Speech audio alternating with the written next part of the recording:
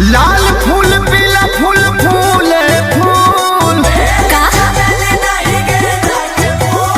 मैया के पसंद तो अच्छा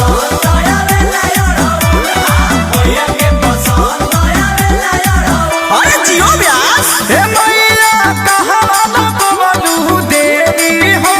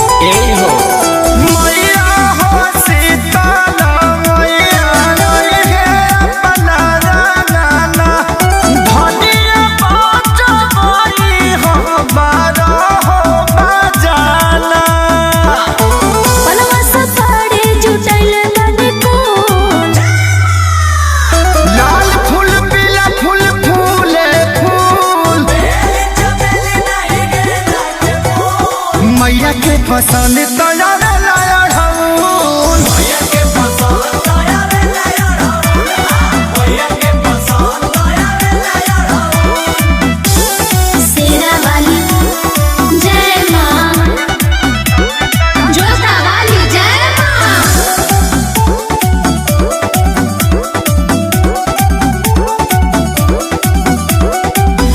जवाना रहस मैया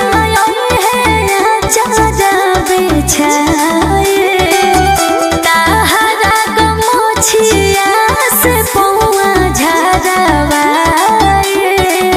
सुना बोला अखिलेश खेसारी पचरा मैया के गाई है अच्छा नीमिया झुलवा मोनू समझे झुलई है सेवा करी है सेवा कैया कबूल लाल फूल पीला फूल फूल फूल मैया के पसंद तो